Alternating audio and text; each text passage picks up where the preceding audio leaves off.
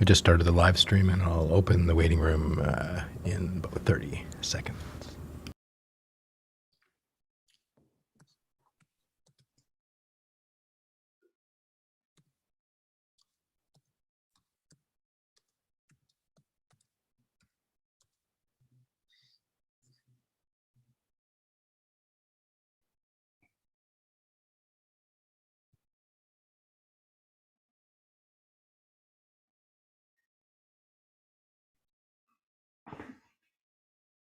Good morning. Hi. Yeah.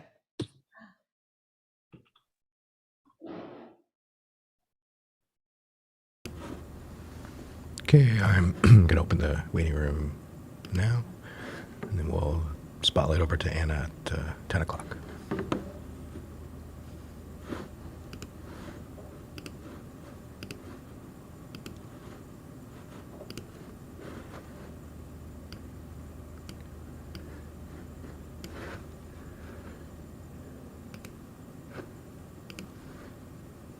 Hello, everyone. Good morning. Hi. Hi, Douglas. Hi, Jason. Hi, Anna. Hey, everyone. Good morning, everyone. Hey, Prem. Hi. Okay, everyone, we're just going to go over to Anna for an intro right now. All right. Good morning. Thank you, Doug. Bonjour tout le monde. Bienvenue on behalf of Fourth Space and the 17-room exercise organizers. As we get settled into this virtual space, we'd like to acknowledge that Concordia University is located on unceded Indigenous lands. We recognize and are grateful to the Kanyankahawga Nation for their care of these lands and waters and their teachings about the earth and our relations. Jage, Montreal has been a gathering place for many First Nations for millennia, and today is home to a diverse population of Indigenous and other peoples. Recognizing and respecting the presence and ongoing connections of these historical and contemporary communities is an important step towards building trust and creating or renewing relationships. So as we gather here today to consider the fourth SDG to ensure inclusive and equitable quality education and promote lifelong learning opportunities for all, we acknowledge the shameful physical, emotional, and sexual abuse suffered by thousands of Indigenous children who attended the Canadian residential school system over a period of more than 100 years. We also acknowledge the subsequent intergenerational trauma and the loss of language, culture, traditional teachings, and mental and spiritual well-being associated with residential school programs. In light of this dark history and the ongoing impact of colonialization, may we as treaty people dedicate ourselves to moving forward in a spirit of partnership, collaboration, and reconciliation as we learn together and seek actions that will take us towards a better future. We are running the 17 rooms exercise via Fourth Space as part of our mission to create engagement around the projects, initiatives, commitments, and dialogues and development across Concordia University. So it is our pleasure to welcome you in, the participants and any audience members that are joining us here today, as well as the people who made this exchange happen, especially Jason Enns and Monica Mulrennan, who you'll hear from today. They'll be facilitating this session, as well as Concordia Knowledge Brokers Prem Suryakumar and David Ward. Welcome all. Before handing the floor to Jason, I'll just note that we will be taking you through a number of exercises today. And of course, the point is to encourage your participation. So do feel free to raise a virtual hand at any moment and jump in as we go through these exercises. However, if you are more comfortable popping some ideas and thoughts into the chat, that is activated, and we'll be taking note of what you put in that space as well. We wish you a great conversation, and on that note, I'll hand it over to ED Strategic Initiatives in the Office of the Provost, Jason Enns. Hi, Jason. All right, thanks, Anna. Welcome, everyone. Just want to give a quick introduction to who I am for those of you who don't know me, and Monica's going to do the same, and then we'll share the agenda and then jump into the exercises we've got set up for today. So as Anna has said, I work on strategic initiatives in the Provost's office, including the work around Concordia's engagement with the Sustainable Development Goals. So my interest in the SDGs stems from my own dissertation work as a PhD candidate about how universities enact their commitment to civic engagement. And in this work, I've often felt the absence of a clear, shared set of objectives that universities can work with governments and communities in order to try to achieve. And I think the SDGs are an interesting example of that kind of shared framework that give people a kind of a shared set of orientations. And layered on top of this is my own deeply felt sense of urgency around the fact that we're living outside of planetary boundaries and thinking about all the implications of that for future generations. So that's kind of in brief my an introduction to me and my interests and motivations, and I'll hand over to Monica to do the same.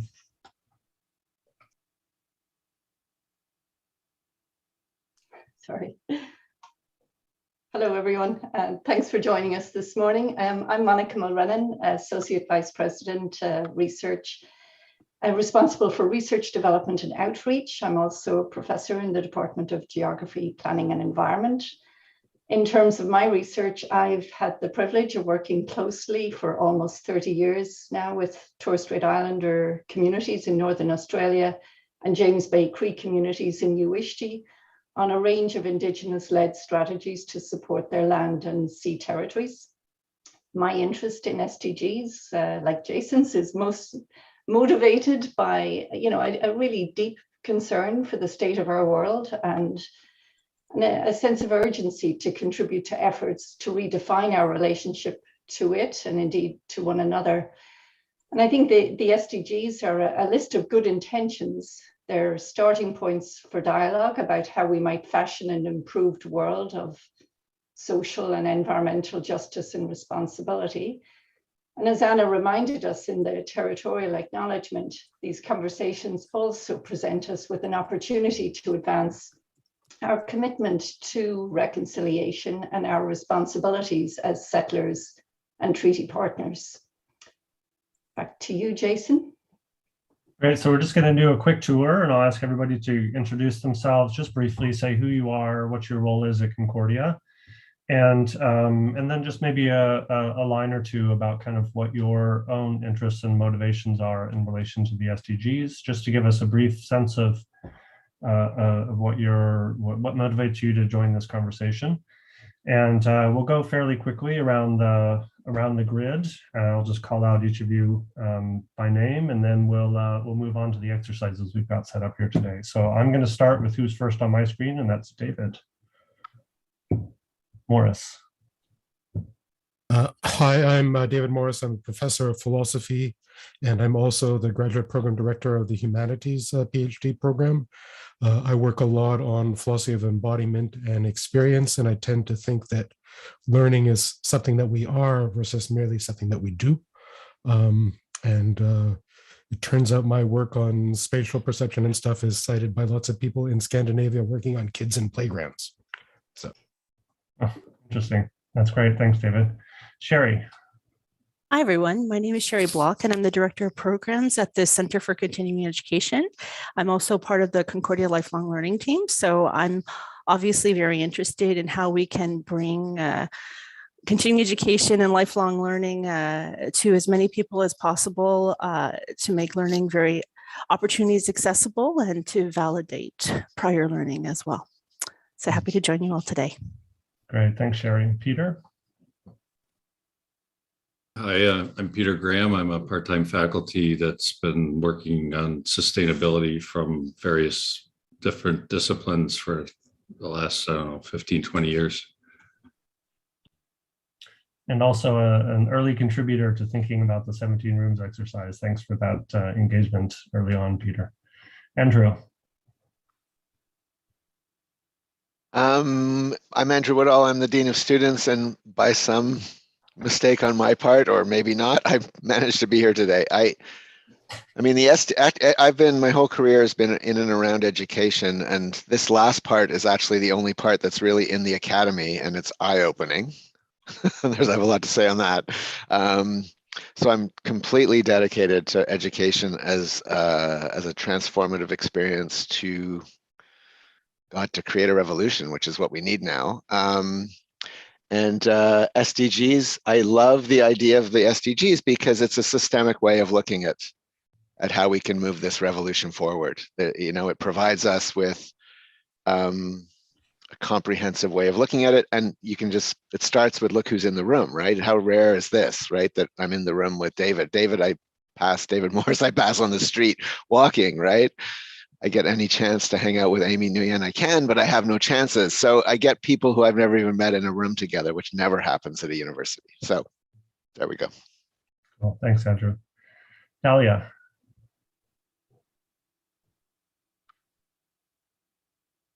Hi everyone, my name is Dalia Radwan. I am a curriculum developer. I work for the Center for Teaching and Learning. So I've been involved in a few projects related to sustainability, but my interest today is to learn more from everyone here today, because I myself would like to lead a responsible way of living, because I don't want to just like talk the talk, but also walk the walk. So I am involved in creating learning experiences for students to become more of responsible citizens and to be able to shape their sustainable future. So this is why I'm here today. Great, thanks, Dalia. Ariel. Hi everyone, my name is Ariel, and I'm working currently at the Concordia University Innovation Lab and doing my master's in educational technology. And my interest today is in, while I'm working at the university, how to bring a more relationship-rich and authentic experience, and ensuring that if there is development, that it's ideally done in a grounded and systemic way, and not parachuting in. Great, thanks, Ariel. Amy, you're next. Hi, everyone. I work at the sustainability ecosystem, where we focus on educating the financial sector on pressing sustainability issues. And the SDGs, I think, have always been very important to me. So it's really nice to be here. Great, thanks, Amy. Durai? Hello everyone, my name is Durai and I'm a PhD student in mechanical engineering, and I'm also representing the GSC student as part of the SDG initiative. I'm happy to be part of this great initiative, and also the quality in education is the key for any success when it comes to the university and things. So that's why a part of this SDG 4 I am taking part as well. So thank you everyone. Great, thanks, Durai. Lisa.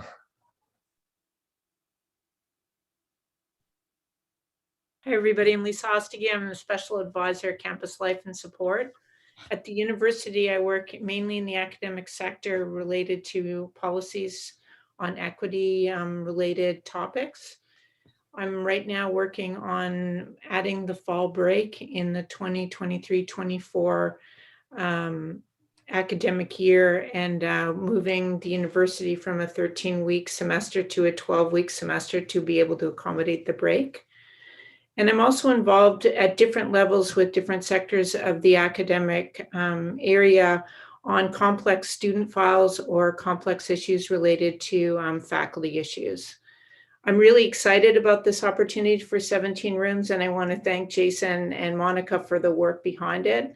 I think it's super important to bring people, as Andrew mentioned, from across all different areas to start thinking about what Concordia's contribution can be to the sustainability goals. And so I'm excited for the discussion today and what comes out of these 17 rooms.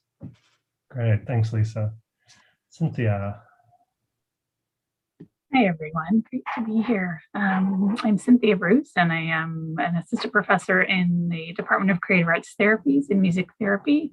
But my interest, I think, in the SDGs relates more to my work as a critical disability studies scholar, and specifically to my work in accessibility in higher education, which is where my doctoral work sat. And I would say, I guess, my current work sits at the nexus of health and education and critical disability studies. So, I think I come to this work because I know from my own lived experience as a blind woman, from my work with students, from my work in community and my work with government, that while we've come a long way around disability rights in Canada, we're also, I would say, at an urgent crossroads where there's a lot of risk to the security of those rights under current, more conservative regimes sometimes. So my interest is in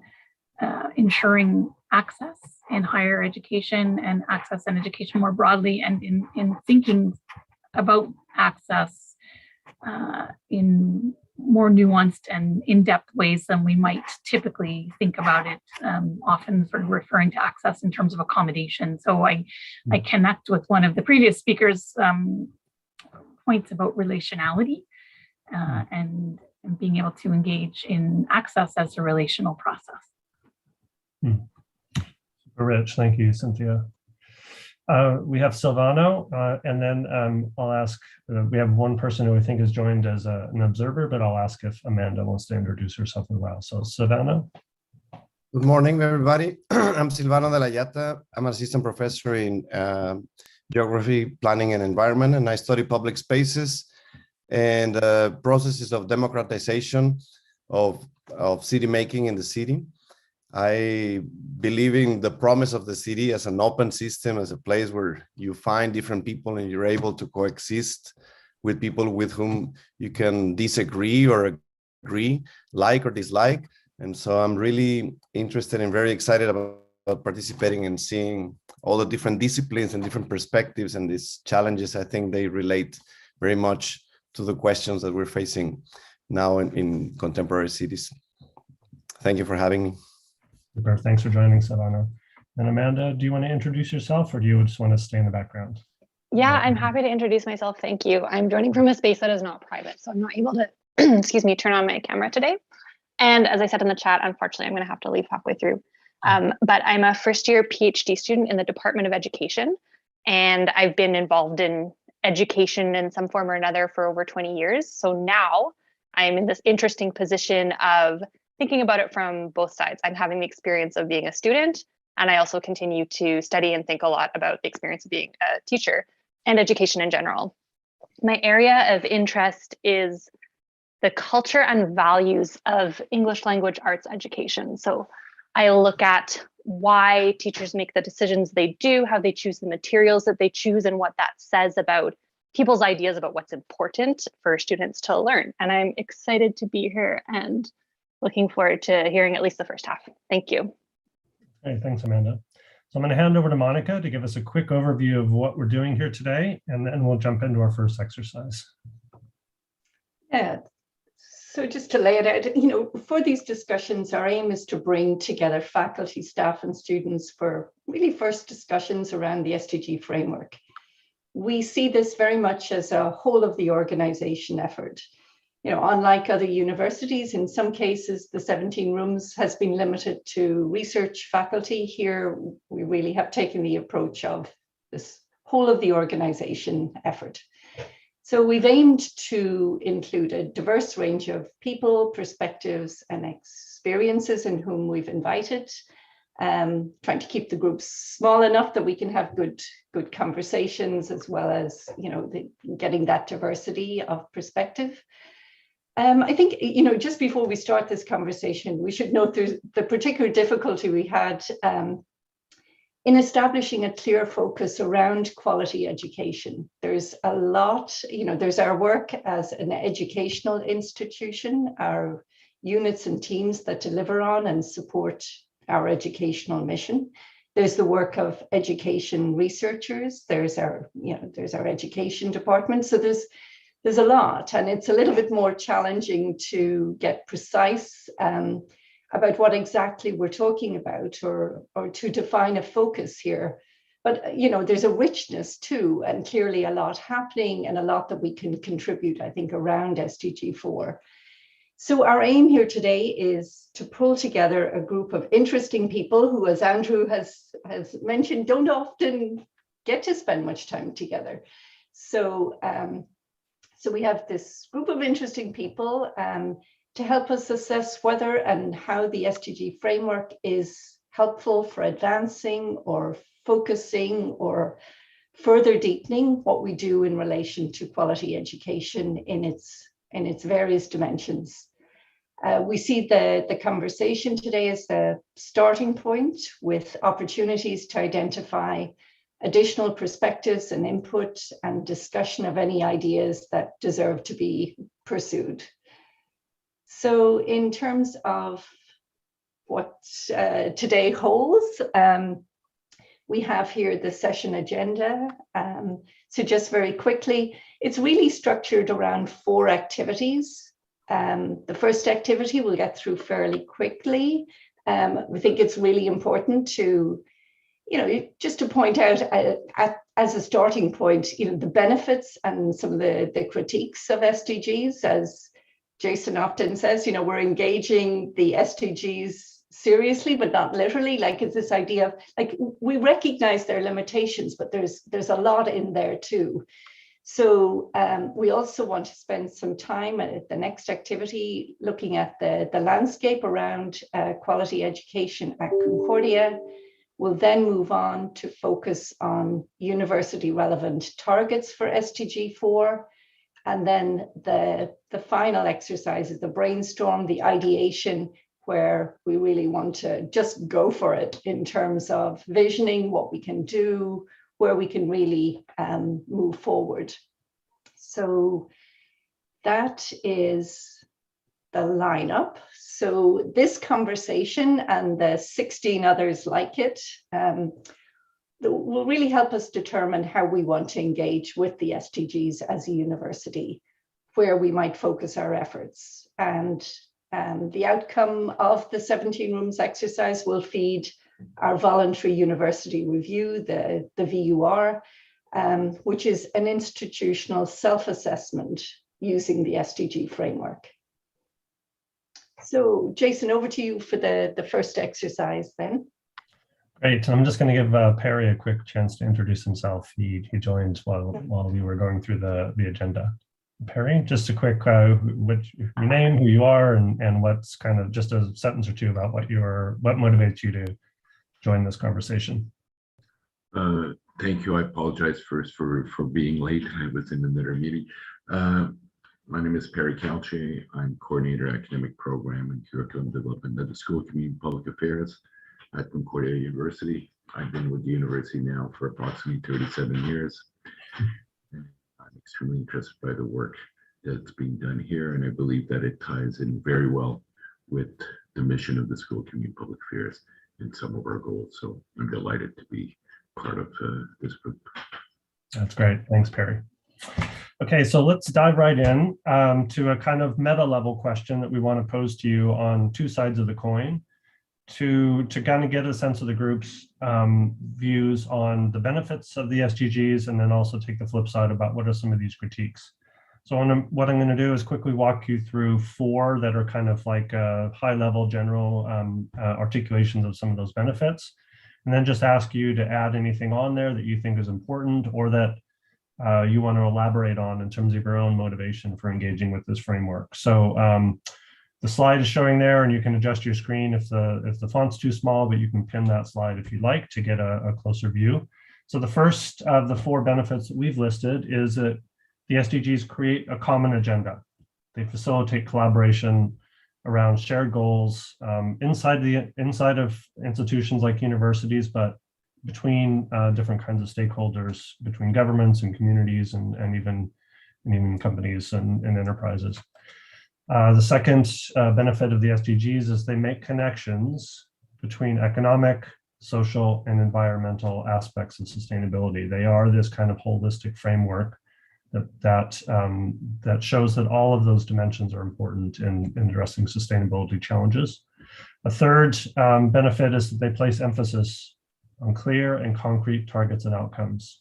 Each of the SDGs has a series of targets, and beneath those a series of indicators that really make concrete what it will take to make progress on each of those goals. And a fourth benefit is they, by setting a target deadline by 2030, you hear about the 2030 agenda in relation to the SDGs, they help to build a sense of urgency and set a crucial deadline for making progress on the kinds of goals that are articulated. there. So I'm going to just open up the floor, and anybody wants to pop up their hand. I'm sorry, you don't even need to pop up your hand. Just jump in, or if you'd like, you can put some ideas in the chat. What is your own sense of on the positive side of the ledger here? What are the SDGs? What's beneficial about this framework? What's engaging about it for you? We've heard a little bit about that already in some of your introductions. Just want to give a chance for people to elaborate a little bit on what they think the benefits of this framework are.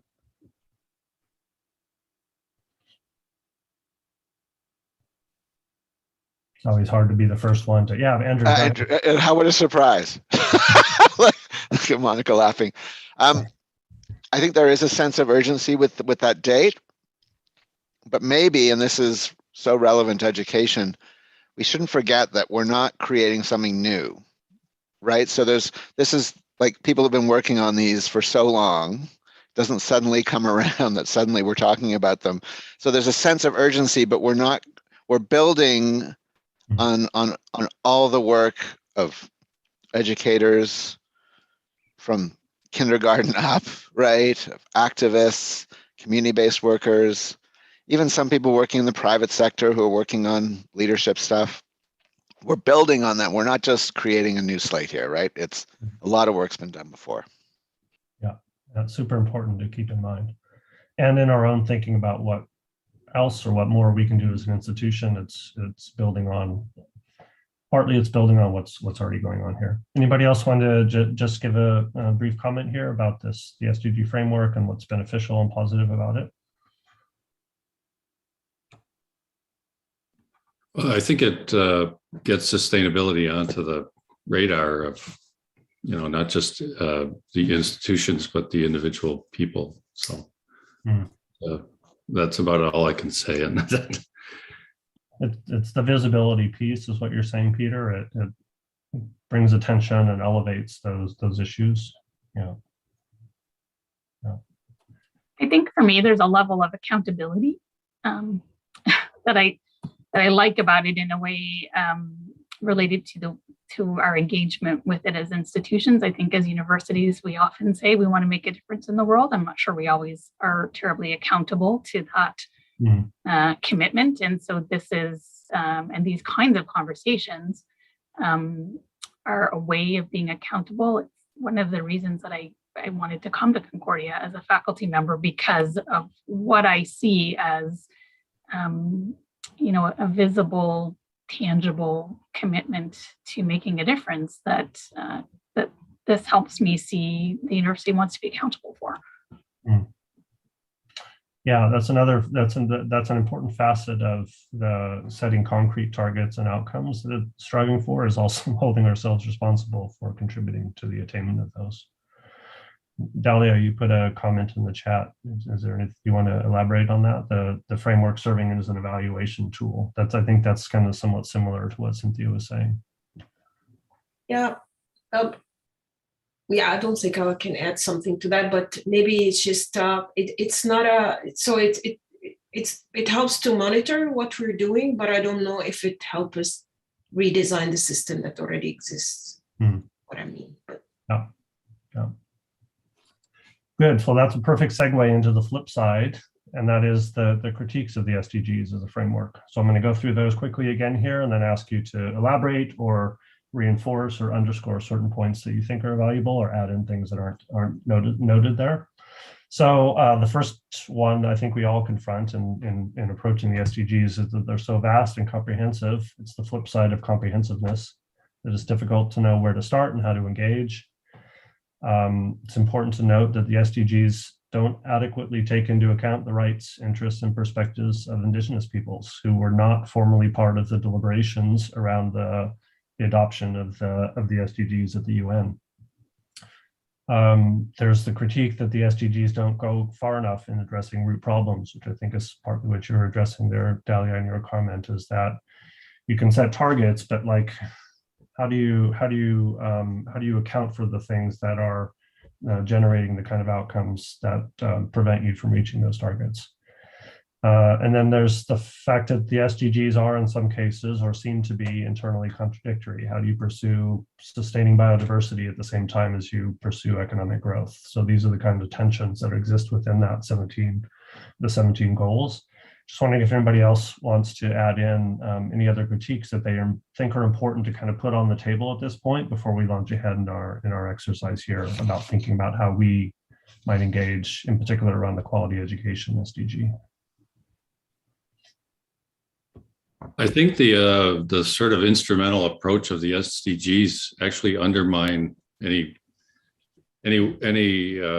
real progress you might make towards sustainability. Winnicott, the child psychologist, made the point that there's never just a baby, or an infant. There's always an infant and a caregiver, and the way to think about the infant is it's a sort of dyad. And we forget that applies throughout life. There's never just a human. There's always a human and an environment and language and theoretical frameworks. And so when you think about sustainability, it's people that are culturally tooled in this way, that are, person tool assemblages. And I often feel that our education system, one of the main impacts it has is it kind of weaponizes people to be unsustainable. From kindergarten, when you have children, the first concern is self-regulation. And there's this implicit drive for mastery and control. This is the primary driver of unsustainability as the sort of the plumb line that we're always moving towards as a society. It's all about control. This is what generates pandemics and collapses ecosystems and drives extinctions.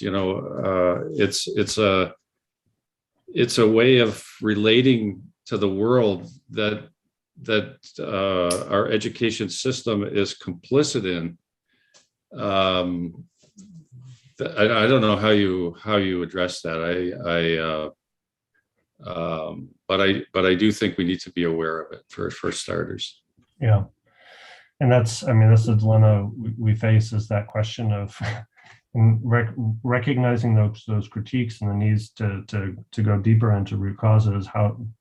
The question is, how do we do that? How do we enact that? What do we put forward as ways to kind of address those fundamental kind of issues? And that's really the question that we're trying to start to wrestle with. We're not going to come to any conclusions here today, but to start to really wrestle with. Any other, David, did you want to jump in with that? Yeah, I do. And I don't want to get into something very big, but I'm happy, like as soon as Winnicott gets in the room, I think it's starting to get good. And one thing, like there are a whole bunch of things I'd like to say, but maybe just, I tend to think that for what we need to be thinking about for sustainability, learning is a better word than education, because learning has a much greater agential sense to it. One can educate oneself, but education often means somebody educating you to be such and such. Mm-hmm. And I think that sustainability itself, like the list of 17, it's obviously a good list of things that need to be brought into complementarity to one another for there to be sustainability. But there's something misleading about this being a list of things denumerated as if they're 17 discrete items. They're not. Sustainability would have to be, I think, itself a kind of learning, because anything that's going to be sustainable has to be sensitive to its initial conditions, its path sensitivity to the environment in which it's embedded, and so on. It has to be open-ended, ongoingly responsive. Sustainability isn't a target that you reach. It's a kind of process in which you have to engage, and it's going to have to inherently be a learning process. So I don't think learning cannot be an optional component of sustainability, and it sort of has to be at the center of it in a way, because all these other things need to learn. And then I think the other thing that this leaves out is something that Andrew hinted at the beginning, and I'll just lay it on the table again, say a weird combination of Simone de Beauvoir and Kim Stanley Robinson. Like these 17 things, they've sort of been squeezed out through committees at the UN who struggle over words with all the nations combating. and they squeeze out the lived experience from the ground up. And it's like, what gets to be said in these official things? They indicate real stuff, but my worry is it leaves out, number 18, revolution against global capitalism or something like that, through which alone any of this is going to be possible. Because, otherwise, if the thing that we keep on seeing happening is, oh, how is this ever going to happen? And, my economy is going to go down. And, it's, how do we get that to happen? Well, through learning, and not as education top down that instrumentalizes people, as Peter put it. So that's my bombshell, or whatever, a minor one. Thanks, David. It's these are exactly the kind of problematics we face about engaging this framework. The question is, how can we leverage it to do the things that we think we need to do, while not, again, this is like seriously but not literally. How do we strike that right balance? Andrew, I see your hand. I just want to see if Cynthia wants to comment on something she put in the chat about the questions about sustainability, for whom and for what purpose, and whose interests. I don't know if you want to elaborate on that at all. If not, we'll well, I mean, it just, I think it's connected to what was just said, really, that think about all of the ways that it potentially squeezes out lived experience. It potentially doesn't make space for the kind of, I love the notion of revolution, for the kind of, uprooting and dismantling of systems that might really need to happen to engage in sustainability as an ongoing process. So, I think it connects to all of those things. Yeah, super interesting. So, Andrew, a brief comment, and Ariel, we see your elaboration in the chat. I think it's super resonant with other things other people have said, and then we'll keep moving just to make sure we get to the point of the question. We leave time for the question of what do we do in the face of all this complexity. Andrew. So from here on in, if you want to talk to me, just phone David, because he can articulate it better than me. But I think there's a tension between concrete goals and systems change, which is another version of what we're hearing here. And without always linking to systems change and believing that that's what we need, the concrete objectives won't be as robust and as real and as hopeful as what we need, right? So we have to commit to systems change and then come down and see how these pieces fit into the systems change. And that's a tension and a paradox, right? I get that. Yeah.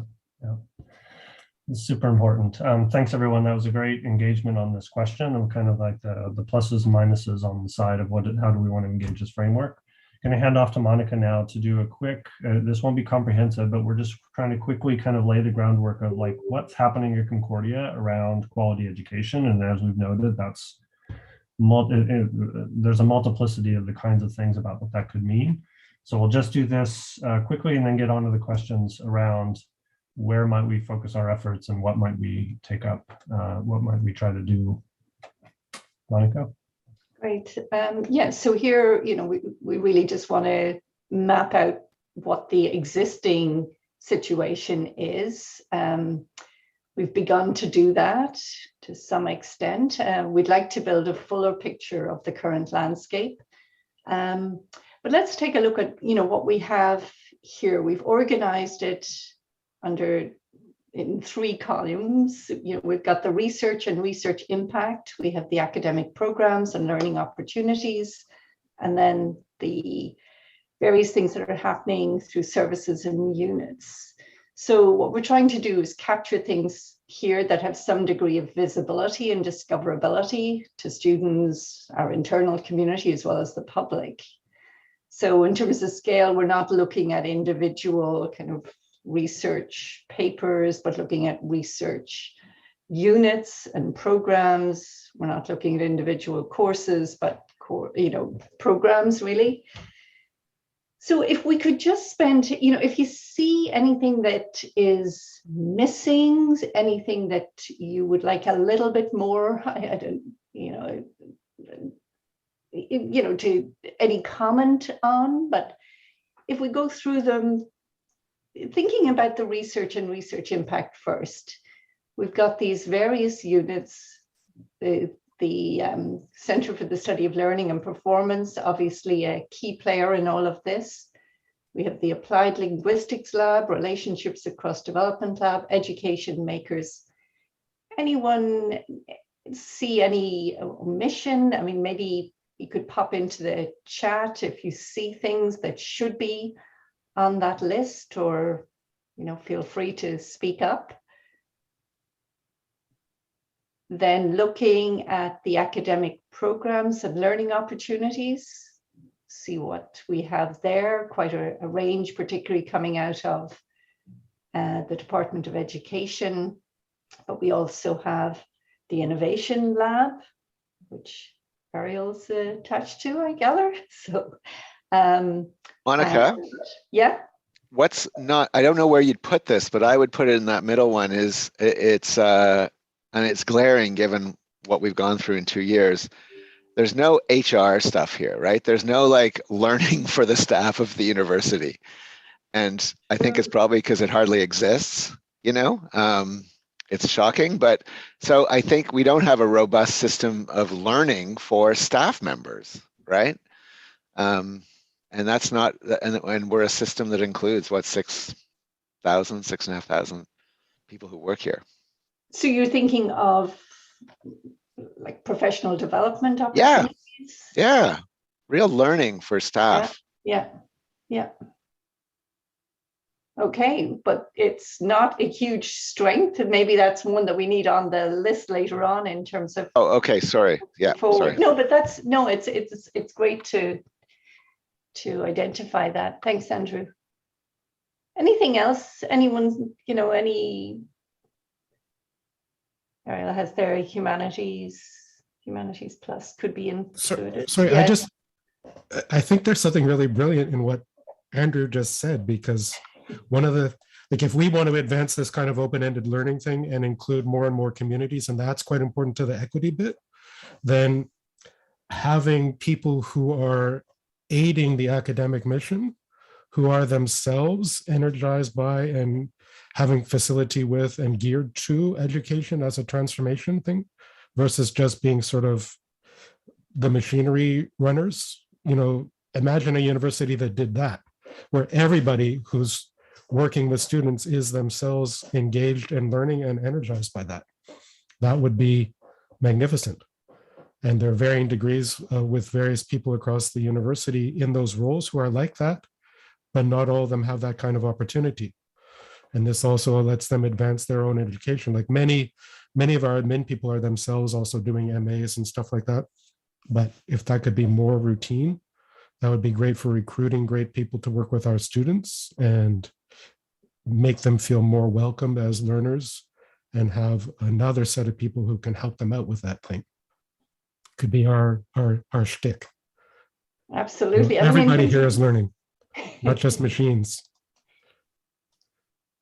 Thanks, David. I mean, I think we do exceptionally well with grad pro skills. It's known far and wide. It's a model that we have really perfected. But an equivalent or something that you know is available for staff, maybe is something that we can talk later. I mean, this again is really the current landscape, and I'm not able to access the chat. We've got some great suggestions there coming through. The Employee Sustainability Ambassador Program, a PhD program for staff. Thanks, Dalia.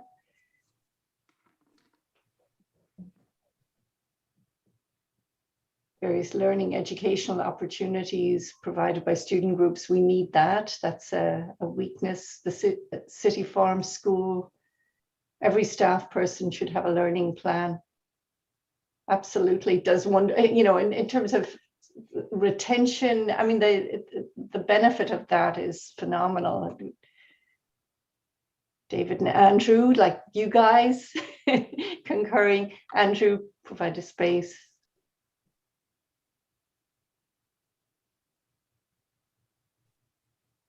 Yes, so some great suggestions there. And if you do identify any additional omissions as we attempt to map that current landscape, that would be great. Lisa, I wonder if we could call on you to say a little bit about the accessibility policy work. There's a lot happening in that area. Sure. Just recently, we've updated our accessibility policy. It hasn't been publicly shared yet because it's getting translated, and the final things are happening. The main change was that Concordia had an accessibility policy for students that was last updated in 2003. And definitely there's a need to think about accessibility more broadly across the campus, not just as a student issue, but as a community issue. And so the accessibility policy has been updated to include all of our faculty, staff, visitors. It includes specific commitments made on facilities, procurement, and then it also has developed procedures for students that are much clearer in terms of the supports and steps needed to find accommodations and where people have challenges. And the other aspect is procedures have been created for our employees to look at ways that we can support our employees around being a more inclusive campus. Thanks, Lisa. There's also a lot happening with the institutional commitment to experiential learning, another area where we're really seeing a lot of tremendous strides being made. There's just one other point I want to make. In terms of your package, you would have seen the publications that, not sure if we have that slide, but the bar chart with the number of citations, yeah, there we go. So SDG related research publications, and we see there for number 4, we have 16 publications. Just wanted to point out that there's some discrepancy between these results and other analyses that are run for the Times Higher Ed impact ranking, for example. And we're taking a closer look to see what that is about. I mean, as you know, a lot of these bibliometric tools, they really depend on keyword searches. So we need to just have a closer look to see what's happening. And it speaks to the problems with this type of metrics and the need for us to have additional things happening. Yeah. So I think that in terms of what Concordia is doing, if you were to identify a strength, like if you think about the if you think about Concordia and quality education, what would you say are our really strong points? What would be the standout for you? I mean, we had a number of things on that slide, but in terms of the current situation, any quick suggestions? We do have some extraordinary things in student life, right? That are innovations. We have People's Potato, which was the first of that anywhere I've heard on a university campus. We have, some people won't like it, but SPHR started at Concordia. Like we have Cinema Politica. We have innovations that are all part of learning and education within the student life world that are global, right? In their impact. Right to move, like these are potential systemic change makers, right? Yeah, it's certainly things to build on. So we have some really interesting. Anyone else want to come in just before we wrap up this session on and just what do you think we're doing well? What is a strength currently within Concordia that could be built on? I think we're recruiting well, and I'll say where we're recruiting well. I think we probably have one of the most engaged student body than any other university across this country. When I interview students for our program, I'll have students from the Maritime, I'll have students from BC. They'll say, I want to go to Concordia because of its reputation, because students are engaged and it's a progressive type of university, the quality of our program. So I think there's a lot of positive things happening at Concordia, and it revolves a lot around our student, the reputation and the word of mouth across the country. So I think that is something that we shouldn't neglect in terms of, and it kind of reaches some of these 17 goals because a lot of these students are interested in these 17 issues. So they're coming to a place which has a desire to fuel that kind of learning. Yours. Thanks, Perry. Yeah, it's such an important strength. I mean, that is fundamental to what you know, to the possibilities that Concordia has. So clearly we have, you know, we have these strengths. But the question we're now posing is, in view of all that's happening at Concordia, how can we be more impactful around quality education? What, if anything, does the SDG framework challenge us to do or to do differently in relation to what we're already doing? And we're thinking both about impact in relation to, you know, in relation to work on our own campus and operations, as well as, you know, as well as out in the world. So with that, I'll hand over to, oh, David, you want to come in? Well, I mean, again, it's just this very big thought that's being probed by hearing this conversation. The point about the students, just, you know, I'm the graduate program director of the humanities program, and it's extraordinary the students we bring in. And I think we're able to do that because of the things that Perry and others have said about our university, but also because there are a lot of support people other than the academics too, who make this be a very supportive place. And I think one of our greatest assets is the students. And the most important asset for everything that we're thinking about is the future, I think, right? And I think it's an error to think we already know what it is that we should be doing. I think we have to start from not thinking that we know that and learning from the students who are really taking things from the ground up from their experiences and seizing things from us and transforming them. And it just seems to me one strategy, I think universal accessibility, I think is a very important thought.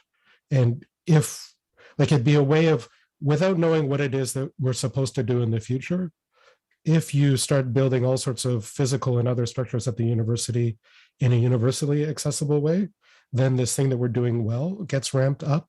And then you start bringing in people who are going to teach you how to do your teaching and learning differently. It's like it's almost a subrepta. There's something sly about it in a way. It's like, make it universally accessible and somebody's going to come in who's going to change you in the ways that need to happen for a future that you don't know how to predict yet. So I think that would be a good anchorage point or something like that. Yeah, wonderful positive feedback there, possible. And Cynthia's also made the point there in the chat, that we are thinking seriously about accessibility and teaching and learning in ways that a lot of other universities aren't. So, and again, as we do that, we bring in, to David's point, we bring in more people who share those commitments. So important, an important frame for us.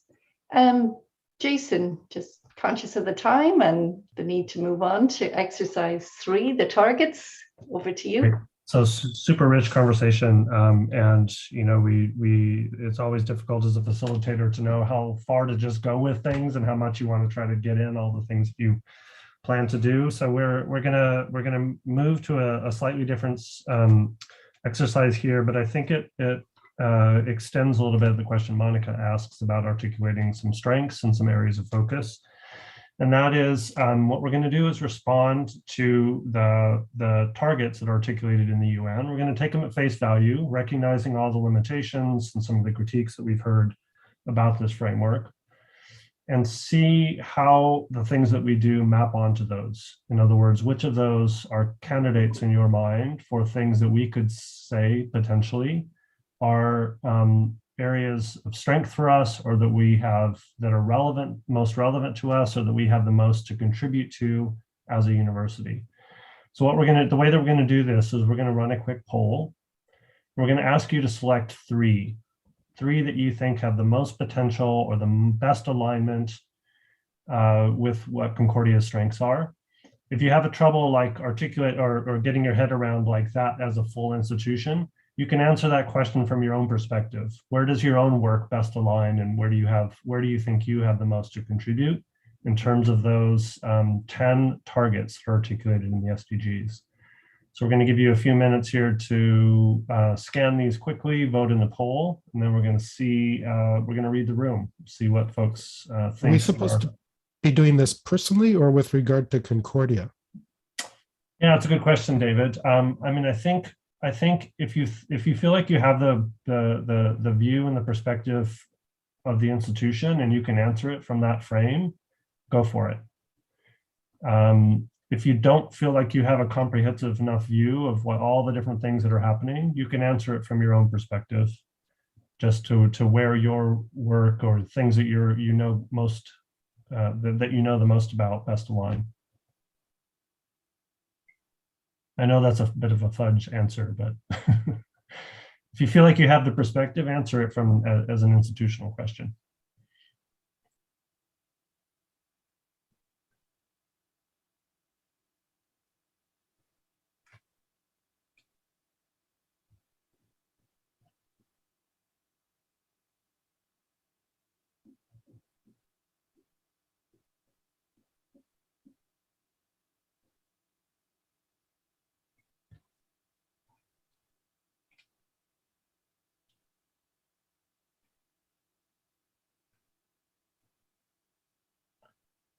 And if you're wanting to know what's kind of underneath the headlines in terms of those targets, again, the descriptions are in the information packet and on the slide you see there, which you should be able to enlarge if you can't read the small print. I'll give you just another minute or so.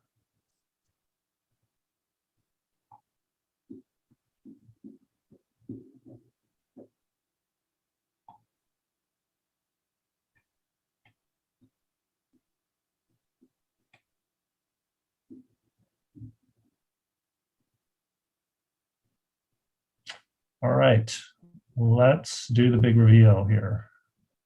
Doug, better put this on my other screen so I can see the whole thing at once. What do we see? Wow, heavy alignment around 4.7, education for sustainable development and global citizenship, which makes a lot of sense. A lot of alignment around access to 4.3, equal access to affordable technical vote, so the accessibility mission and orientation. Eliminating discrimination, which is connected to the accessibility piece. Build and upgrade inclusive and safe schools, higher ed scholarships, etc. Anybody want to comment on the choices that they made or things that other people didn't choose and you'd like to kind of make a case for? Be interested to hear from folks who, I don't know if folks who haven't weighed in yet on the conversation want to jump in. Just interested to hear why people chose the things that they did, if they'd want to make a case for things that others didn't choose that they think are important, or just to elaborate a little bit on the choices made here. I can start. Yeah, okay. So I prioritize target 4.4, you know, coming again from the lifelong learning, continuing education sector. What's really important to us is that we're developing programs that are very relevant to the workforce, where the programs are developed with industry, where our programs are aligned with what you know, organizations are looking for in terms of talent. So for me, that would be very crucial. And I think one thing that's missing is not only, again, I think what David was talking about is, you know, there's the education piece, but there's also the learning piece. And recognizing that as an institution, people are coming to us with so much different experience, and where we as an institution have to meet the learners where they're at, wherever they are within their pathway. And also recognizing, and again, this comes back to, I think one of the main reasons why I'm here is to talk about how we as an institution can also recognize that prior learning to to provide accessible pathways into programs, validating prior learning experience, and knowing that experience isn't just coming from, other degrees or that they've had, but also learning experience from the workforce or through volunteerism or other experiences that these people have had, and recognizing that as part of their profile to provide them an opportunity to have access to different programs, and also how we value that as an institution and how we can certify that learning for our students to help them, continue within their pathway as lifelong learners. That's great. Super, Sherry. Anybody else want to comment on things that oh yeah, Delia? Yeah, so I want to add to Sherry's point here that actually within the university itself, we have credited programs now, micro programs, to provide a second opportunity almost, or opportunity for people who may not necessarily can afford getting a university degree or a bachelor's degree to complete micro program, and which is stackable as well. So by the end, they can go get a job based on this first short program and then come back. So we are trying to build those stackable degrees across different faculties in the university. So this is one thing. I don't remember the targets, I'm sorry, the numbered target. So this is the same target as Sherry was talking about. The second one, I see like tangible efforts. There's at CTL, we're going to hire. So the one that I'm talking about now is education for sustainable development goals. It's maybe 4.7. So we are hiring a curriculum developer focused on sustainable programs to increase sustainable related topics and learning outcomes, courses and programs in the university. There are great initiatives happening everywhere. They are still in the LOI process, but like we have the Indigenous land-based education program. We have the Millis one. Monica, I've been the leader or the co-lead of this program, and it's I'm not sure where it is at, the OCUS, the Online Certificate in Applied Sustainability. So we are, the university is making really tangible efforts to ensure that there is more sustainability related topics and courses in across the university. That's it. That's great. Thanks, Talia. Lisa, did I see your hand?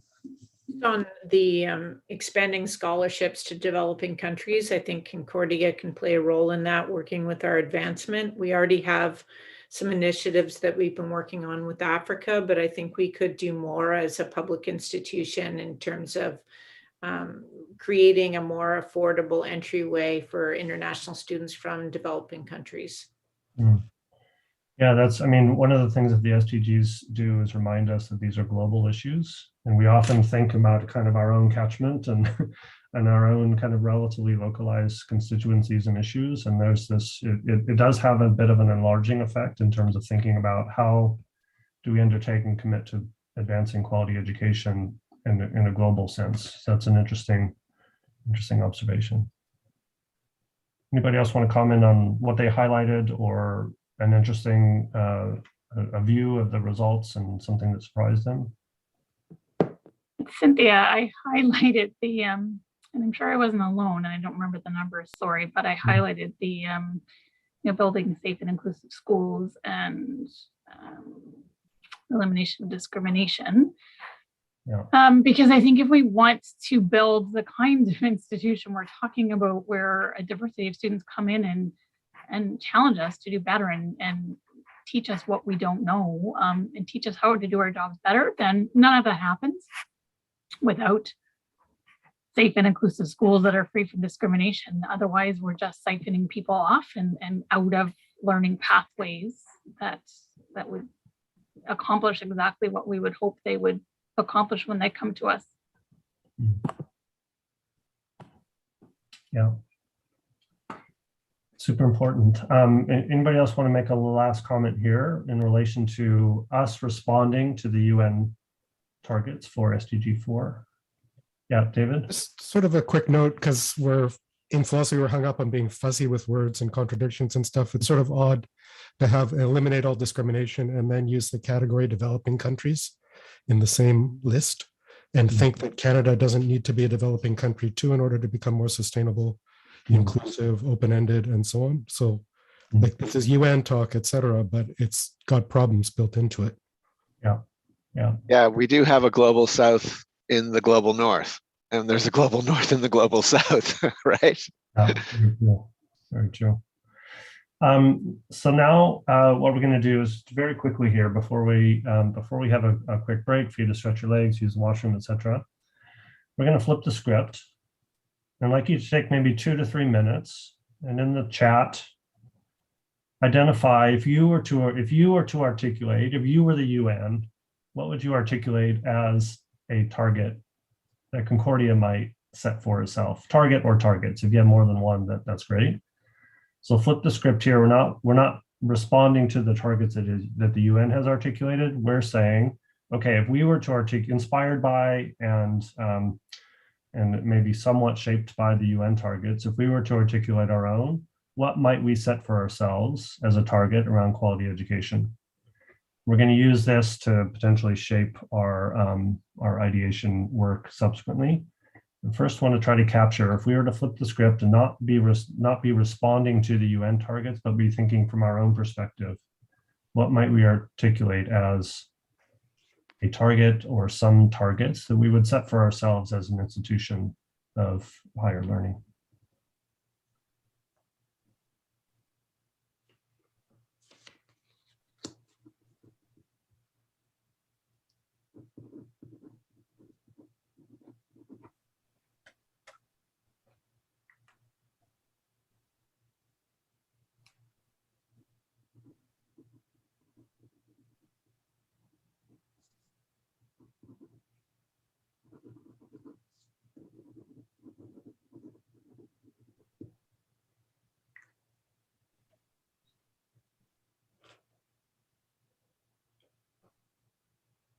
Don't have to get the wording perfect. You just even just thinking in broad categories, what are the kinds of things that we might articulate targets around?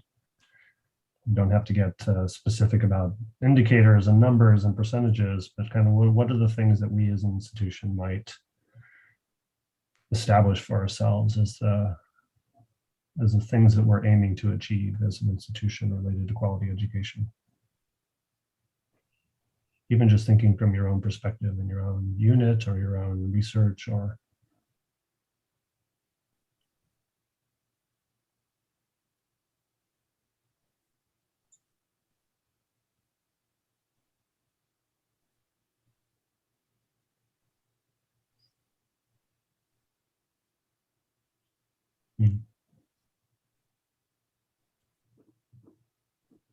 That's great, Cynthia. Thank you.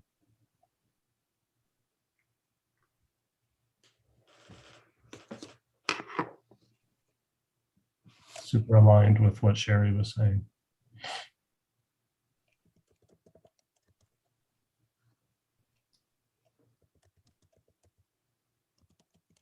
Recognition of, I mean, this in a way, this is related also to the recognizing prior learning. It's also recognizing, I don't know what to call it, Andrew, informal, unstructured learning and how to effectively recognize and validate that.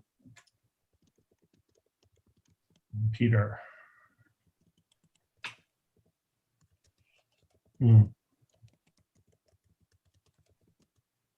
Yeah, it's big work, Peter, huh?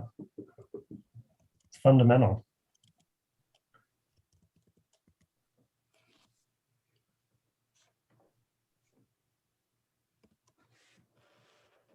Amy highlights Indigenous and Black history. That's interesting. Building on the work that's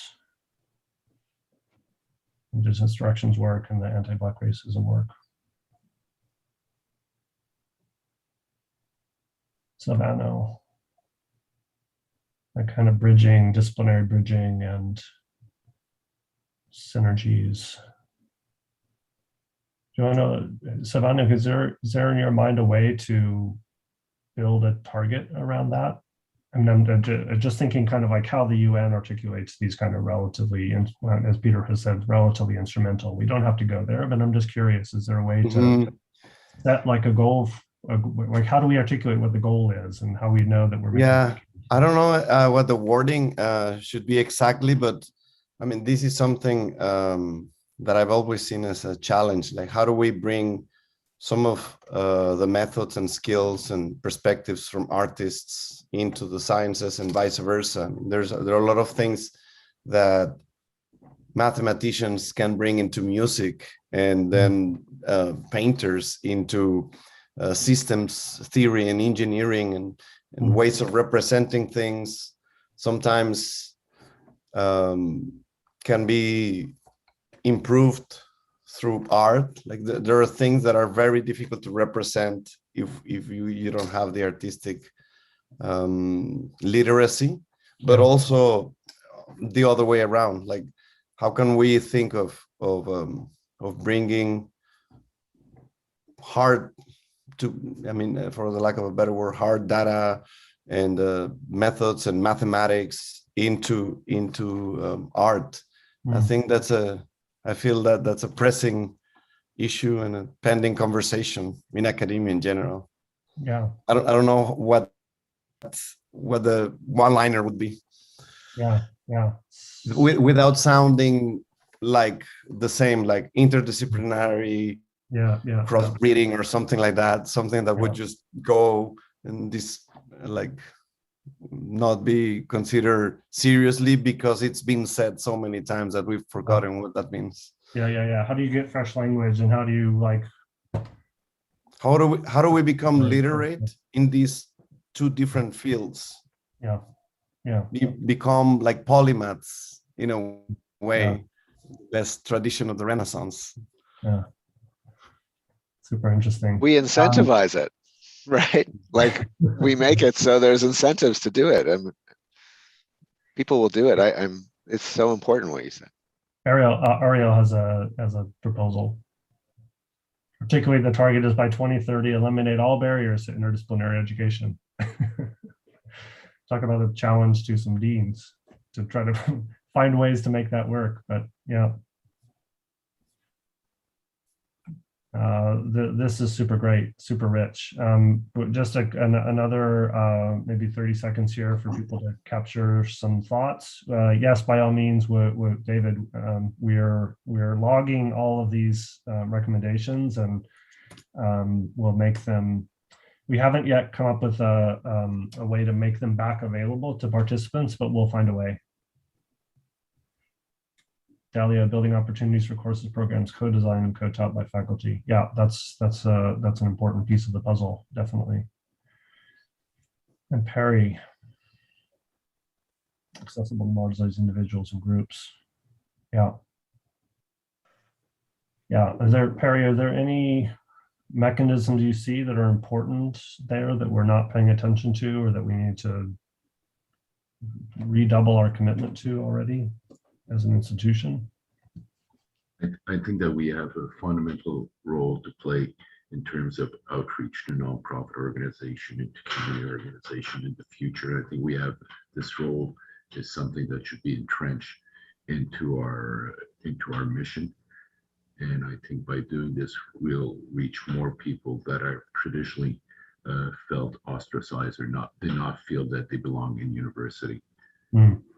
So I think somewhere in our future mission and vision of the university, I think we have to be cognizant of this and hopefully make it one of our priorities. Yeah. I mean, Jason, one way is one of the things that came up, which I brought up in the poverty one, is, we could make a statement that no student won't graduate because they can't afford their rent or pay or eat, right? Like, we make it so if you can't do this, you're not going to drop out because you can't survive. Yeah, put that back in the chat, Andrew. We'll We'll make sure it gets logged again. David, including budget centers, what was that in relation to? Sorry, that's maybe too subversive. It's my experience as humanities GPD, interdisciplinarity. We run into budget barriers between FAS and FOFA. It's like taking up hours and hours and hours of my time, and it doesn't make any sense from an educational perspective.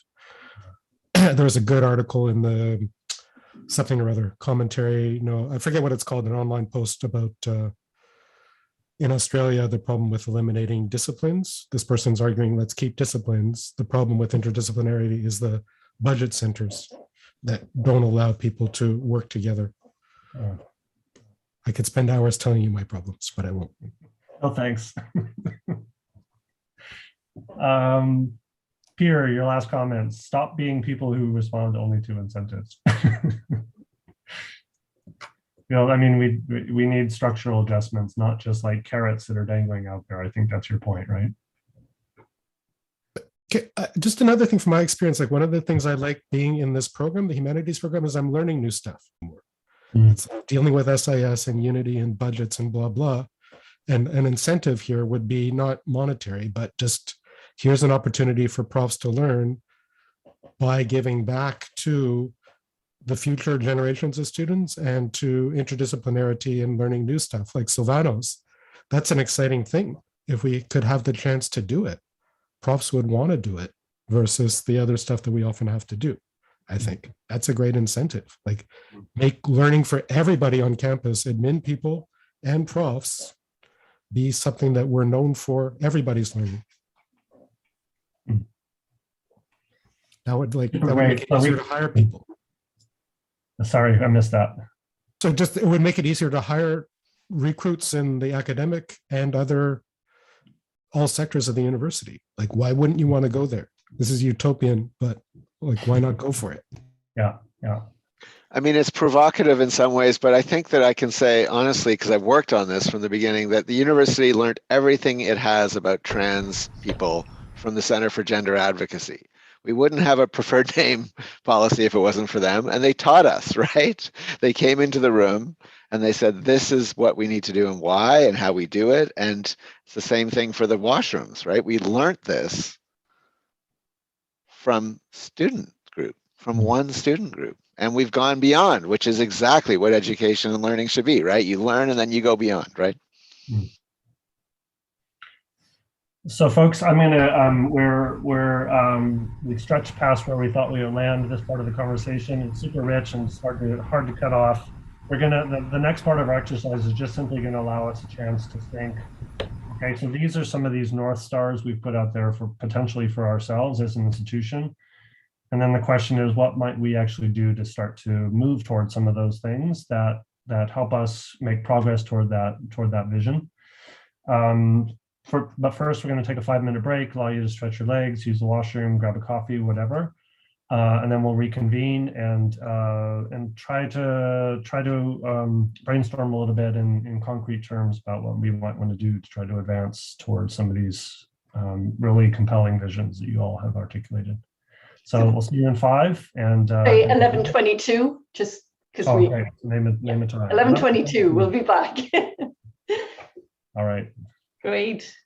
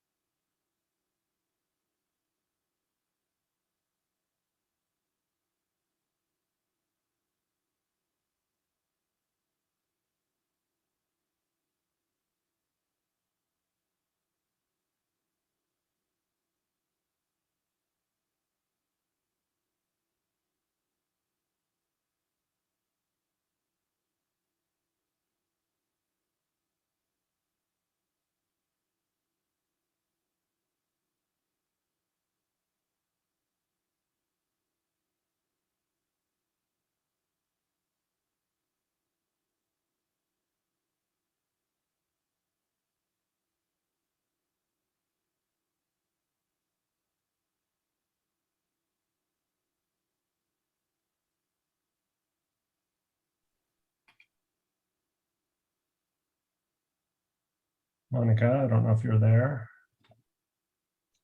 I am. Yeah, I'm just thinking about the next stage. Are we gonna, do you think it's most useful to just continue on as this discussion of a whole? And it's a lot, you know, there's a lot of bouncing back and forth, which is helpful. Or do we need to give people a chance to break into smaller groups and have this continue this discussion? I think we've already had some ideation, right? We've got quite a number of suggestions that have come forward. So maybe just to stay as this group. Yeah. You know, there's good energy. Yeah. Okay. And not enough time. I know. I mean, this is the thing of these when the components that we've laid out bleed into each other. We just it's hard to like cut and make it a discrete thing. But that's, I mean, really all we're doing with those exercises is trying to generate this kind of conversation. Yeah, and every conversation has its own energy and life. So we'll go with the flow here. Good. Sounds great. Rai, how are you doing? Are you finding this interesting? Yeah, finding it interesting. I actually something came up to my mind. We have the international student exchange program, right? Like that, in order to have a quality education, how, like, I don't know whether this is part of the university international exchange within the faculties as well, like you know, faculties from internationally can also come over here, or having a kind of you know, faculty position wherein they can come on a rotational basis. Somebody can come in and then fill in, and they could give the kind of structure in other countries as well. I don't know whether this will fit in this, but this came to my mind. I thought maybe I'll mention this. Yeah, that is, I mean, there is an office at Concordia. It's called Concordia International, that is the facilitator of the potential facilitator of those kinds of exchanges. Okay. I don't know, maybe somebody here knows more than I do about whether there's really been concerted efforts to really promote and facilitate those exchanges, or if it's just kind of in the background sort of software. One, I think by some collaboration in GCS recently it happened. I think a faculty position, international faculty position recently happened, I think, with some university. Yeah, but that could be in other faculties and other department wise also. Maybe I don't. I'm thinking maybe that might be helpful for some kind of quality education bringing along the line. So yeah, thanks. Right, you're probably also aware of MyTax. They have a mobility for graduate students. It's great. Yeah, that's also, I think that can also be included, but that is not mentioned. We had mentioned the District 3 and innovation, but I think MyTax also can be included in the list of things what we have included. I think MyTax can also be included, I guess. Yeah, it's a very good program. Yeah, definitely, yes.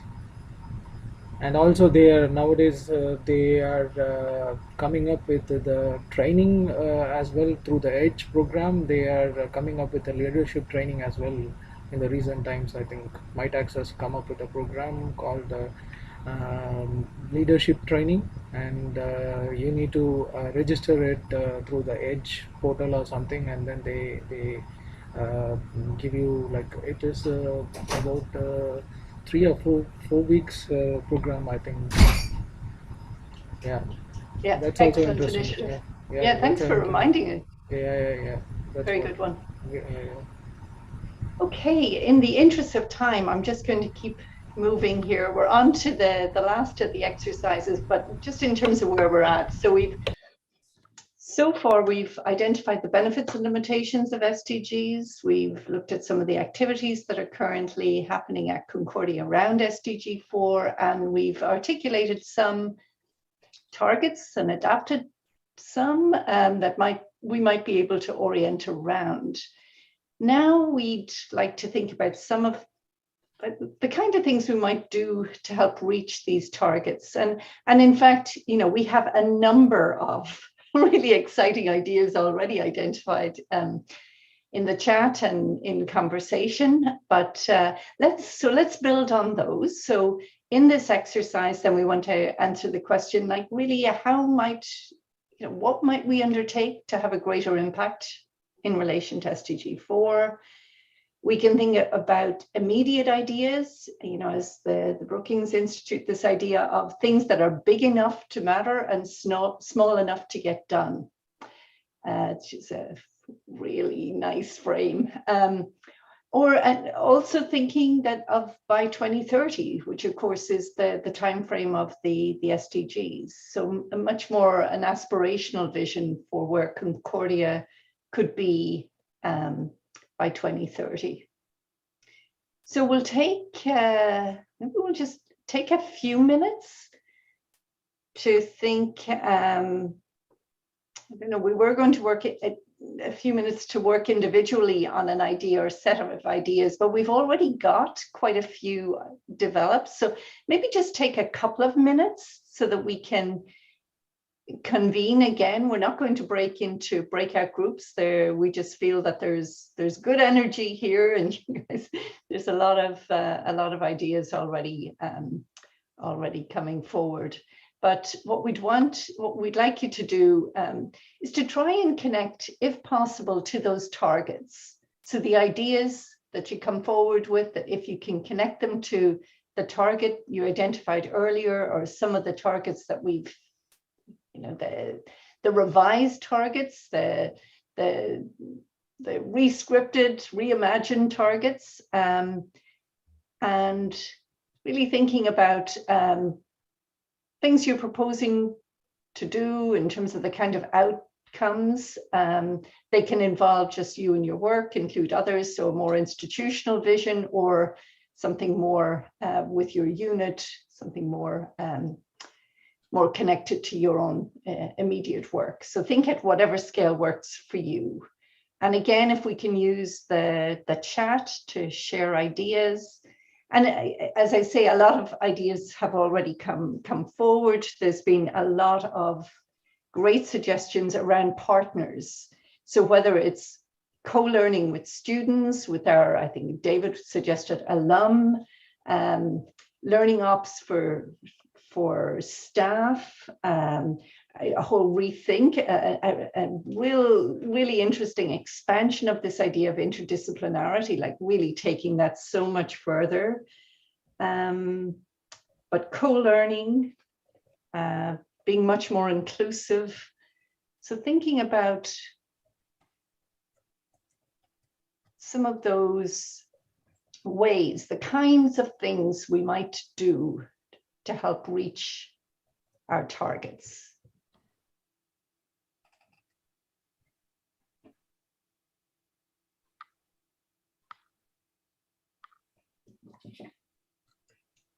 I'm actually going to jump in here.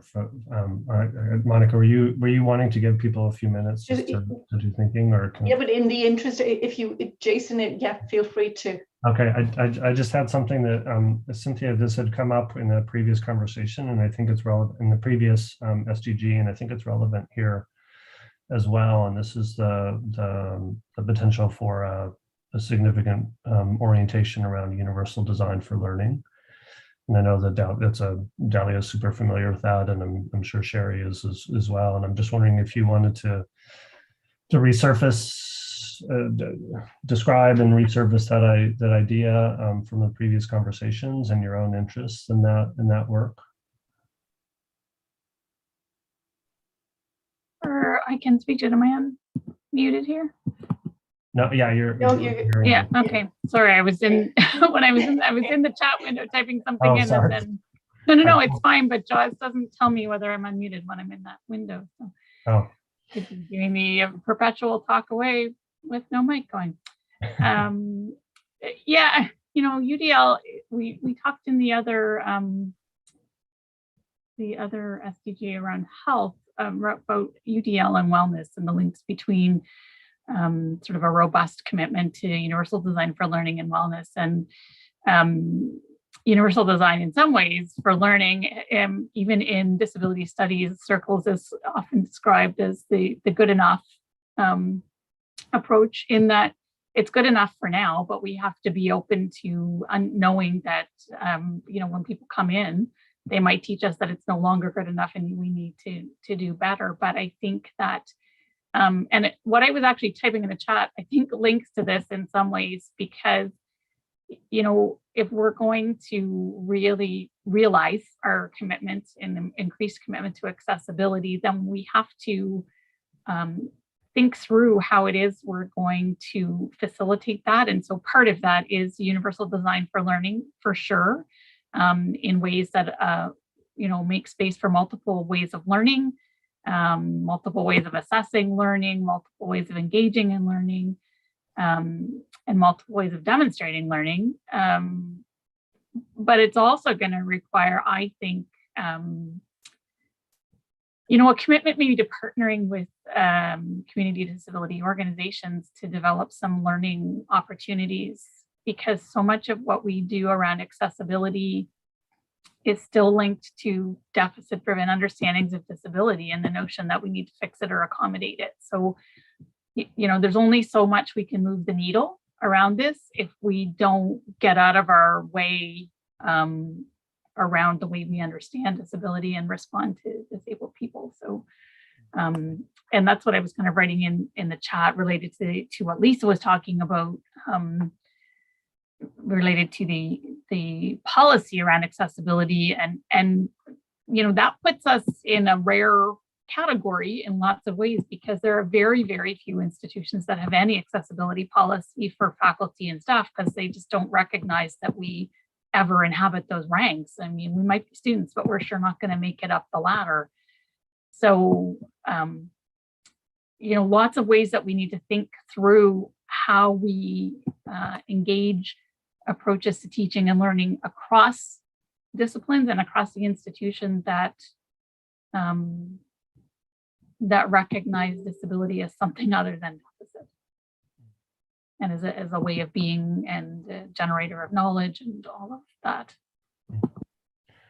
Yeah, that's great. Thank you, Cynthia. I kind of put you on the spot there. No, that's okay. We log your idea in the chat though, just to make sure that we have it nicely captured in the kind of brainstorming that's going on. Right. Sure. Lisa, you wanted to come in there? Just to add what Cynthia is saying, and if I think about small short-term steps that we can take, the university is hiring a change lead on accessibility, and I think that could be a place where we might immobilize around a new resource that's being developed.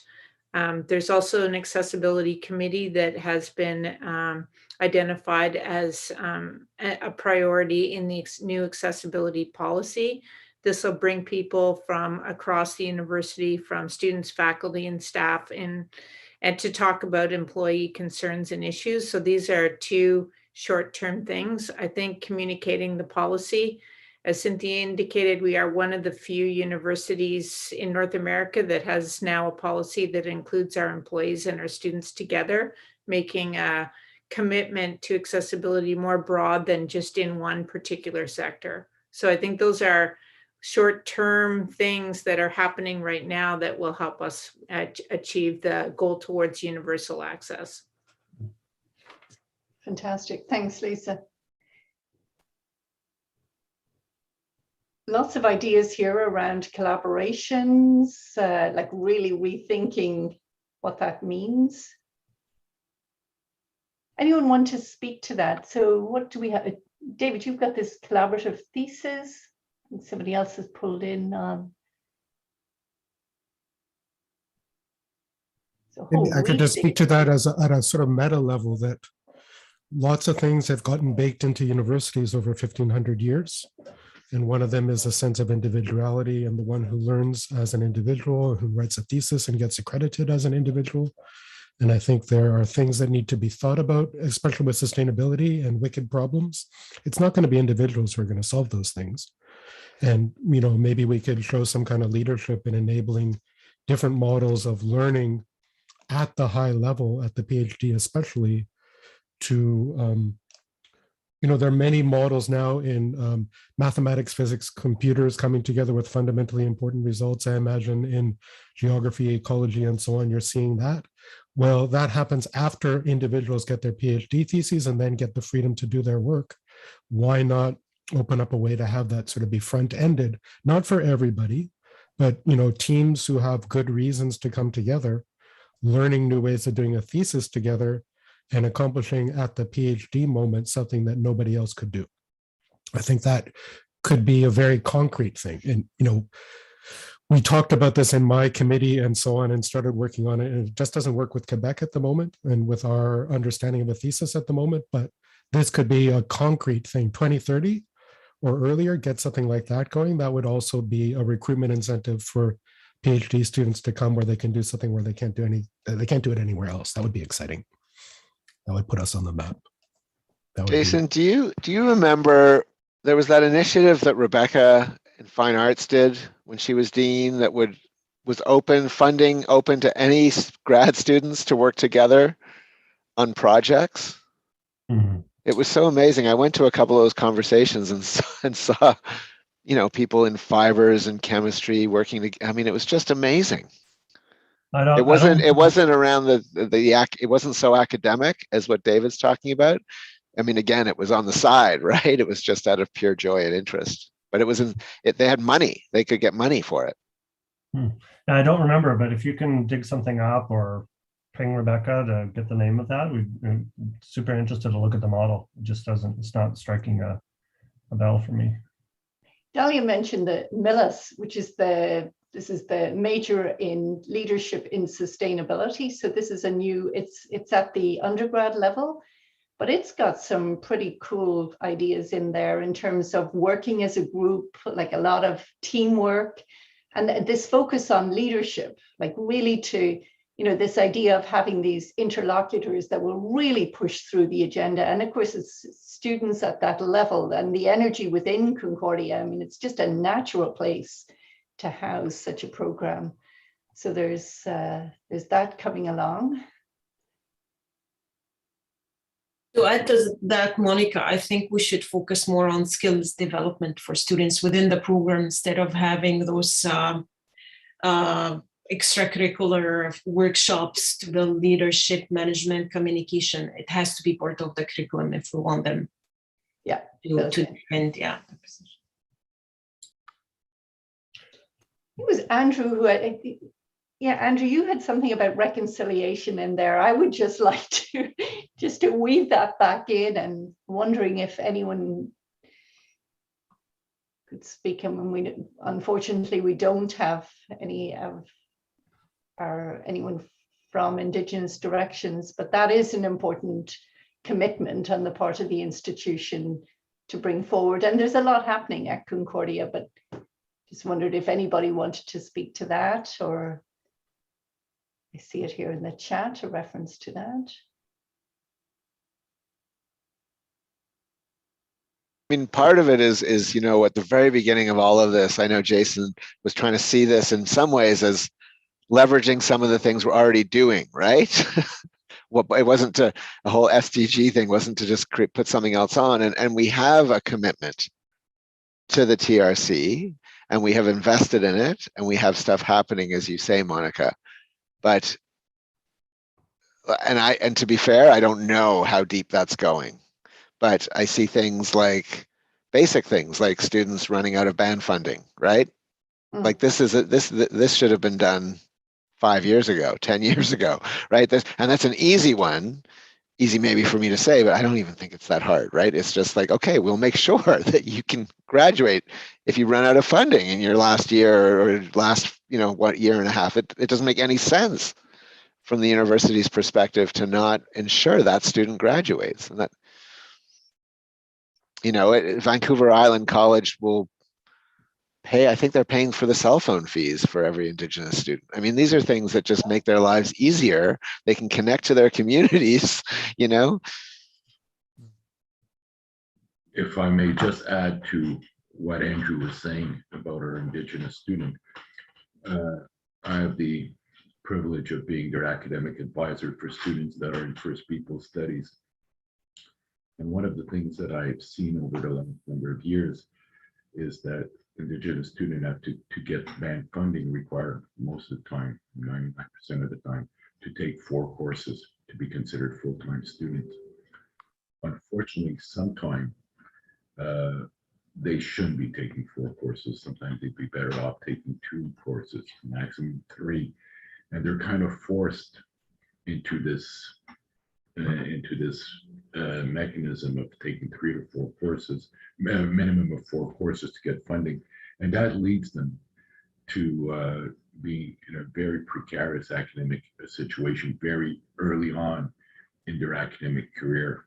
So I think somewhere, somehow, the university has to perhaps rethink some of its way it considers a student to be a full-time student, and to ensure their success in the long run. Because if somebody's not ready to take 4 courses and is academic jeopardy after the first semester and is on fail standing after a year, we're not doing these students any favor.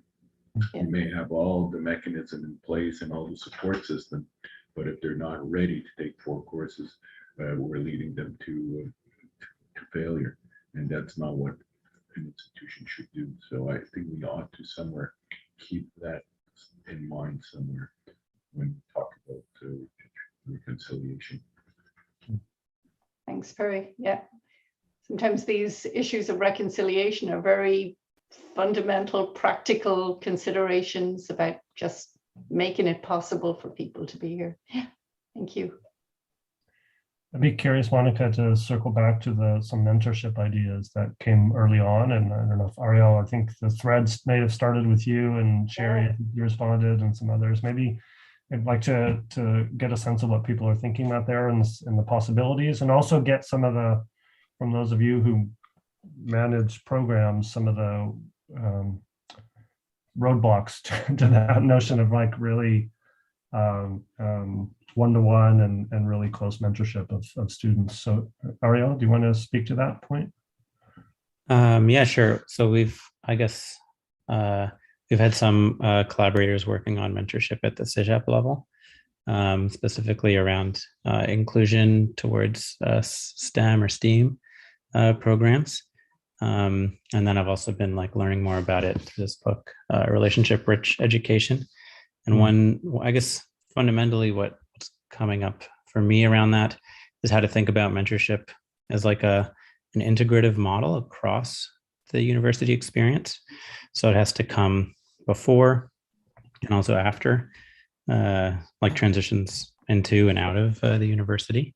But it can also be thought about in terms of not just one mentor, but how can you have they talk about mentors of the moment, and how can, as a community, we think about our part of our role as staff is also to form relationships with people and seek opportunities to provide mentorship. So I don't know how that could be incentivized, but it's also about an organizational culture. You get these that's all that post-secondary is about, right? It's about relationships to ideas, relationships to people, peers, right? Professors, staff. That's all it's about. It's all we do here is create opportunities for relationships. And the mentoring is a brilliant idea. We hire how many students? And we don't give them any professional development or mentoring. And I'm talking about people, even with my office, in the front desk, we have a student sitting there at lunch. What do we do for them? These are opportunities that fit into the curriculum of the idea of learning as opposed to education. But mentoring is, it's so basic. It's fun. It is. It's important. And of course, a lot about the peer-to-peer, the traditional model is not what we need. It's really connecting those in the moment, the networks, the reach that they have. And it's reciprocal, right? That's the beauty of real mentoring, is reciprocal. It's not one way, right? You're actually creating a loop there. Yeah, it doesn't have that same power dynamic. It's very different. Yeah, reciprocal. And I can speak a little bit to the mentoring that we've been doing at CCE. Just to, I guess, provide a little bit of context, because what we all know is that there's a lack of representation in the IT fields, and what our research has also told us that it's very difficult for immigrants to reskill, to have a network, to find employment. And so one thing that we've done is we've been integrating one-to-one mentoring in our cybersecurity and our UX program. And so the students are assigned a mentor at the beginning of the program. Now, mind you, these are short programs. We're talking about 180 hours, 100-hour programs, and they're paired with people from the industry, which has been phenomenally received, I have to say. Not only from the student perspective, because this is an incentive to come to Concordia, because this is an added value. They're developing their network. They're being able to speak to somebody who's working in the industry. It's motivating to them. They can bring in some of their coursework and talk to somebody who's applying it in their day-to-day, but also for the mentors as well. And I have to say that, we can also think about our Concordia community and how can we bring in our alumni? How can we bring in people who are, who want to contribute to Concordia on many different levels to support students and contribute to that pipeline from, university to the employment sector. I think that it's a really rich experience. Again, added value to Concordia across all programs of study. Thanks, Sherry. Really important ideas there. I just wonder, Silvana, your ideas around public space and like the importance of space, maybe even in supporting mentorship, these ideas of mentorship, and you also said a point there about practice. If you could elaborate on that, that would be great. Yeah, but basically, well, I put there, I was trying to think of a title for it. So I put a return to practice. So basically thinking about practical ways to do this and having spaces like this. Also following up on this idea of cross-disciplinary translation, you want to call it, or literacy, because it's in a way like we enabling the literacy in the other disciplines language, basically. And I think that practice should be key here, like opening up spaces, public spaces, in actual public spaces, or spaces like the fourth space, for example, in Concordia, that is a space within the university but facing the public, and then creating some sort of I guess there would be like workshops. I'd be really happy to participate in something like that, like just thinking out loud, like teaching math to musicians or teaching art to engineers, things like that. Like I think it would be a really interesting experience.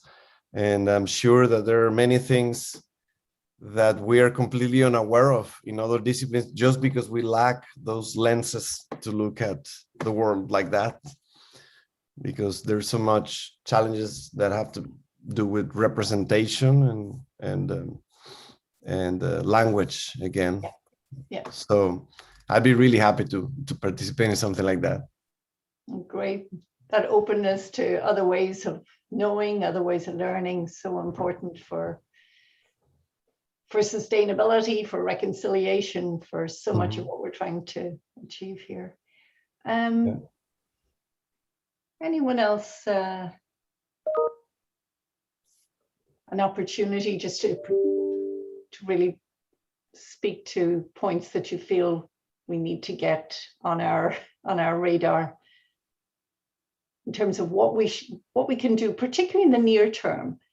Anyone, any idea that you'd really like to see happen?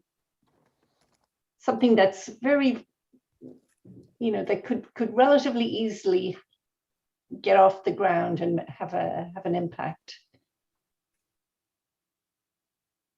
I mean, nothing of this is easy if it's going to be systemic, right? But I can think of simple things that seem simple, but have a huge impact. Like, you know, we recruit students internationally for graduate work, mostly, for everything, but we know we have a big group of graduate students coming in to Gina Cody School who don't always have the funds they need to make it through their degree, right? And we know this.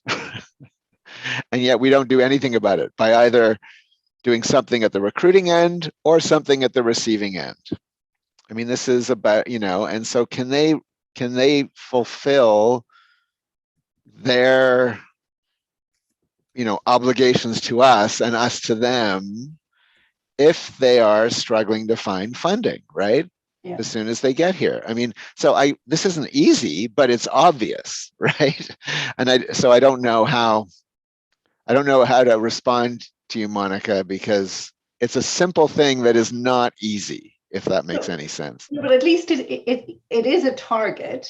Right. It's a very clearly defined problem. So maybe it's something that we could focus attention on. Just to quickly say, Faye Diamantudi has been working on that in SGS to draw to everybody's attention a baseline of $18,000 per year for funding, and that's now become a target. And that's changed things. Unfortunately, that's amazing. That's amazing, but it's also had a negative impact, in my opinion, on the MA program, because that's taking away some of the international funding for the MA programs in order to ensure this at the PhD level. But okay. It's something that's on everybody's radar as GPDs now. And I think so maybe one of the simple things to do is not to get us fighting each other, for God's sakes, and actually helping us. Well, that just speaks to the point that all of this has resource finitudes above it, and that's baked into the limits on what we see in the sustainability thing. Like the obvious thing would be pay people to keep carbon in the ground and, you know, invest in sustainable renewable energy and cut down on the profit of some of these big entities, but that's never going to happen. So, you know, just I think another small thing we could do is energize students and professors with a sort of a commitment to lifelong learning as something that's baked into our institution to sort of bring these things to the fore and cultivate some of the things that, for example, Silvano, like that is something that we could do easily if we commit pretty small resources to it every year. And that, I think, mobilizes the most crucial resource that we have, which is the people, right? So getting people who would buy in this, not because they've been instructed to do it, but because they're excited to do it. How do we do that? Reactivate the love of learning that I'm presuming everybody who comes here has, and energize for a future. And, you know, Kim Stanley Robinson, I love this sci-fi author. The Ministry of the Future book is having a big impact in sustainability discussions. Like we talk about Concordia's future, and so like we should be the University of the Future in a way that's mobilizing now these ideas from all the people that's a key asset, the diversity. Somebody said that earlier on, the diversity of our student body, bringing experiences of the futures that people need across the planet, you know, let them show leadership and learn from them. And I mean, in some ways, open the institution to a transformation of the learning model from us here. We have the stuff we're going to educate you. That was part of the Cynthia Bruce universal design, I think, and many other people too, but we could really do some things that mobilize that. And international students, yes, I think not just adequately funding, but adequately respecting the ways we can learn from them versus educate them. That's the problem with the sending out educators to the developing. No, we're the developing, right? We need to develop differently because look, we've done it for 1,000 years and it's gone badly at this point, at least we can tell, right? So how do we develop new ways? We don't know how. Become open to that.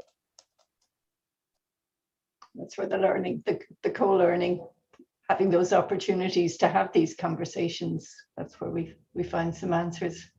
Right, so Jason, I'll hand back to you just in terms of wrap up. I see we've 6 minutes.